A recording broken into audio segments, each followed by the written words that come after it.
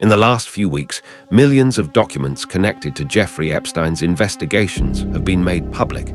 Headlines have screamed about what was revealed, but what the world has yet to grasp is not what these files show. It is what they do not. Entire pages remain redacted, critical emails are missing, and the information released has been carefully selected. Every detail, every document, every name appears to have been filtered, leaving patterns that hint at far-reaching connections and decisions that were never meant to see the light of day.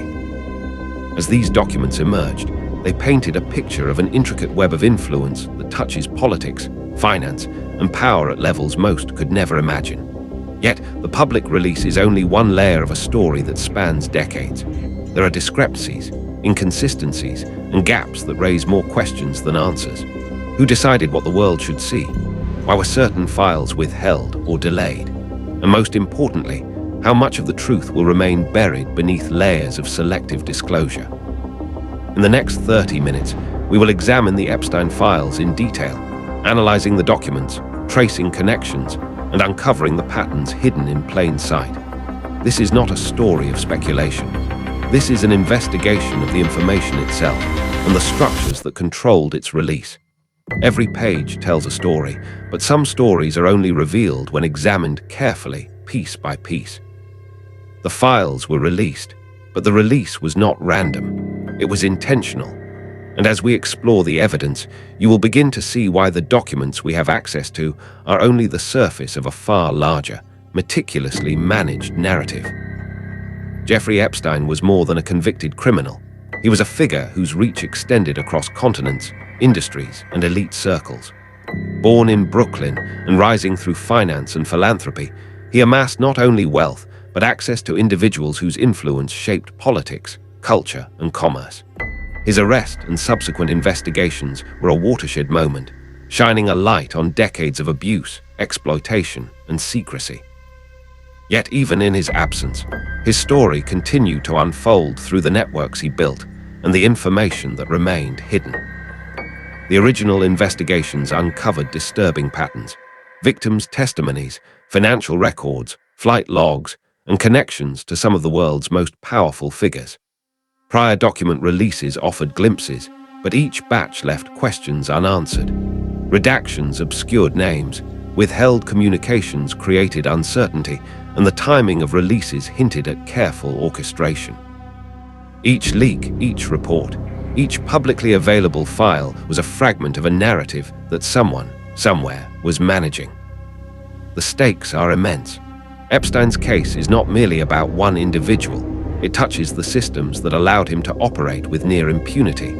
Political decision-making, financial institutions, and even law enforcement agencies come into focus when examining the story behind these documents. The question emerges: who truly controlled the flow of information, and for what purpose? In examining the latest release, we begin to see how control over information itself became a tool, shaping perception as much as revealing fact. The most recent release of Epstein-related files is staggering in scale. Millions of pages, spanning decades of investigation, including emails, court filings, financial statements, and photographs, have entered the public domain. At first glance, it appears to be total transparency, but the reality is more complex. The files were filtered, organized, and released selectively. Not all documents were included, and many were heavily redacted. Patterns in the release suggest more than routine privacy protection. They suggest deliberate curation. Some names that appear in flight logs or prior investigations are missing. Entire communications referenced in previous reports are nowhere to be found. Timing of the releases, too, raises questions. Batches arrive in intervals that coincide with media cycles or political attention, as if the narrative is being managed in real time. Evidence of influence emerges not through what is present, but through what is absent. Consider this: if millions of pages are released, while certain names omitted, while critical emails either redacted or delayed for months, these questions hint at layers of control that extend far beyond the surface. Each document, each missing page, each selectively disclosed file shapes the story the public sees, and obscures the story that remains. As we move forward, the objective is not speculation. We will trace patterns, examine discrepancies, and highlight the connections that remain visible in these carefully managed releases. Understanding what was released, and more importantly what was not, is the first step in grasping the scope of the Epstein narrative. As the documents are examined, certain patterns begin to emerge, patterns that are difficult to ignore. Names appear and disappear, pages repeat or contradict prior entries, and whole sections are conspicuously missing. These anomalies are not random, they indicate careful curation. Each omission, each inconsistency is a trace of decision-making that shaped what the public would see. Epstein's connections span not only national borders, but the uppermost layers of influence. Flight logs, financial records, and meeting notes document interactions with figures whose reach extends into politics, finance, and global institutions. It is important to focus on what is documented, not on speculation. The connections that are verifiable reveal a network that is both vast and complex. The international dimension is striking. In Norway, documents reference individuals in positions of power and institutions that were previously unconnected to the public record. In the United Kingdom, files suggest interactions that touch political figures and elite social circles. In the United States, the already familiar network of influence takes on new contours when viewed alongside newly released material. Layered throughout these documents is a subtle signal of institutional control. Certain communications are repeated, others omitted entirely. The sequence and timing of disclosures hint at a narrative being managed, one that emphasizes some facts while concealing others. These patterns, when pieced together, outline not just Epstein's reach, but the mechanisms by which information itself is controlled. The story of the Epstein files is not just a story of crime, it is a story of control.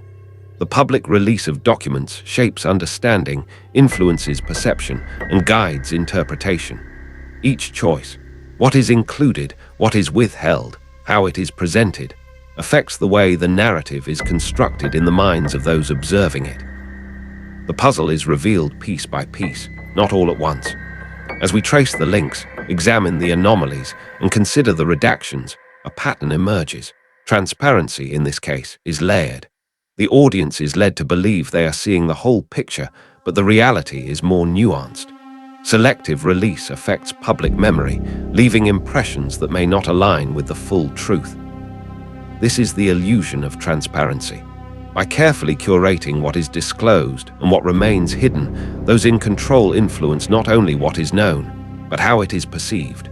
Subtle shifts occur, timing of releases, repeated phrasing, highlighted documents, all guiding interpretation. As this realization dawns, tension grows. The audience begins to understand that the story presented in the files is only a fragment, a carefully orchestrated narrative. Every visible connection, every released page, is part of a larger structure that governs how information circulates and what remains outside the public eye. Epstein files are more than historical records. They are a mirror reflecting how information can be controlled and curated. The release, while massive in volume, leaves questions about accountability, transparency, and influence. Political fallout is already visible. Leaders, institutions, and governments face renewed scrutiny over what they knew and how they responded. Public trust in these systems has been shaken, not by speculation, but by gaps, omissions, and carefully managed disclosure. The consequences are tangible.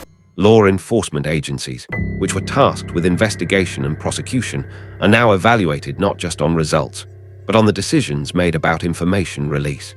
The media, acting as the intermediary between documents and the public, must navigate what is revealed versus what is withheld. International oversight and global institutions are similarly implicated, as the documents reveal connections and communications crossing borders. Credible reports from watchdog organizations and advocacy groups emphasize these concerns. Pages are missing, communications are redacted, and timing of releases suggests more than routine management. The careful curation of information shapes the narrative and, in turn, shapes public understanding. The pressing question remains: If transparency is carefully curated, if documents are selected and framed to guide interpretation, what can the public actually trust? And how do societies reconcile the reality of controlled information with the expectation of justice and accountability? As we step back from the details, a clearer picture emerges. The Epstein files were not simply released, they were carefully controlled, curated, and filtered. Some names and communications are public, some are absent, and the timing of disclosures suggests an orchestrated narrative. What the public sees is only a portion of a larger story, meticulously structured to guide perception. Throughout this exploration, we've seen patterns, connections, and anomalies that reveal more than just information. They reveal influence and control. The psychological layer of the story becomes evident. The audience is led through the narrative with deliberate packing, emphasizing some facts while withholding others. The lesson is both subtle and profound. Even in a story of public record, transparency can be partial, perception can be guided, and the full truth may remain obscured. As viewers, we are left to navigate what is shown, what is hidden, and what the choices behind disclosure might signify. Now the story becomes interactive. The documents are open, but interpretation is up to each observer. What patterns do you notice? Which connections seem most significant? Could there be layers we still cannot see? The answers may not be in the released files, but in the questions we continue to ask. The Epstein files weren't just released. What we have seen so far is only a fraction, a carefully shaped selection designed to guide understanding and influence perception. Hidden within the millions of pages are questions, patterns, and connections that remain out of reach, threads that may alter everything we think we know. The story is far from over. In Part 2, we will examine what could still be concealed, explore overlooked documents, and trace the connections that may never have been intended for public eyes. Every revelation so far raises new questions, and every missing piece may hold the key to understanding the full picture. If you want to follow this investigation closely and uncover what may still be hidden, subscribe now and hit the notification bell. Be among the first to see the next chapter of this unfolding story.